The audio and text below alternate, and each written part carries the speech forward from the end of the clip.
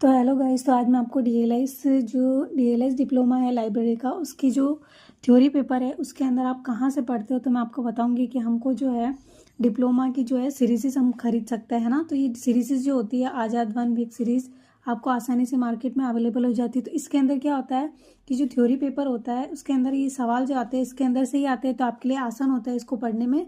और इसमें से जो है आपके पासिंग मार्क्स जितना इसके अंदर पूरा आपका सिलेबस जो है पूरा कवर हो जाता है। शॉर्ट क्वेश्चन, लॉन्ग क्वेश्चन, ये सारे जो होते हैं इसी के अंदर से आते हैं। तो आप ये सीरीज़ जो है खरीद सकते हैं ना।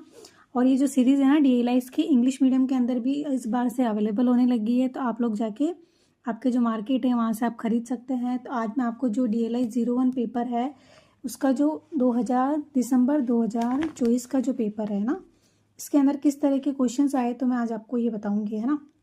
तो हम सबसे पहले जो है DLI 01 पेपर के बारे में बात करेंगे। तो जो हमारा DLI 01 पेपर है उसका नाम है library classification and cataloguing theory, है ना। तो अब देखो, सबसे पहले जो है मैं आपको बता देती हूँ कि ये जो पेपर होता है ये 100 मार्क्स का होता है ना। 100 मार्क्स का ये पेपर आता है। अब उसके अंदर 10 क्वेश्चन जो होंगे शॉर्ट्स होंगे, है ना। शॉर्ट क्वेश्चन होंगे एक एक यानी दो दो लाइन के होंगे, है ना। तो ये जैसे 10 क्वेश्चन है इसके अंदर।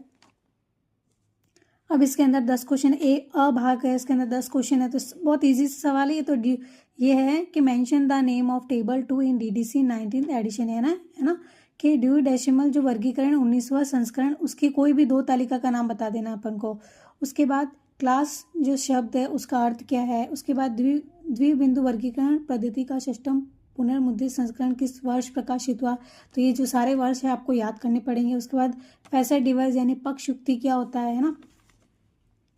और उसके बाद अनुसूची से आप क्या आशय है, सूची संहिता क्या है, कैटलॉग कोड क्या है, सूचीकरण में खोज नाम क्या है ना। CCC की मुख्य प्रविष्टि के अनुच्छेद में क्या सूचना दी जाती है। मुख्य यानी कि हेडिंग के अंदर अपन क्या लिखते हैं, सबसे पहले लीडिंग के अंदर तो हम कॉल नंबर लिखते हैं और हेडिंग के अंदर अपन क्या लिखते हैं, ऑथर जो होता है ना, ऑथर की एंट्री करते हैं ना हेडिंग सेक्शन के अंदर, जैसे कि हम कैटलॉग कोड बनाते हैं उसके अंदर।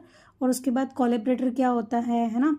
और ये सहायक प्रविष्टि से आप क्या समझते हैं। तो ये इस तरह के सवाल जो होते हैं हमारे अ भाग के अंदर आते हैं। और उसके बाद जो ब भाग होता है वो 4 नंबर का होता है, यानी कि उसके अंदर कम से कम 200 वर्ड तो लिखने ही होते हैं ना। तो आप है ना जैसे कि कितना अटेम्प्ट करने होते हैं अपन को इसके अंदर से, किन्हीं 4 प्रश्नों का उत्तर देना है ना।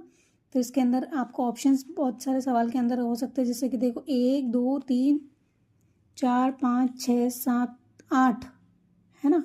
8 सवाल दिए, इसके अंदर से आपको कोई 4 करने तो आप आराम से कर सकते हैं ना। तो DDC के मानक उपविभाजनों के बारे में बताना है। और ये वाला जो है ना अंकन वाला जो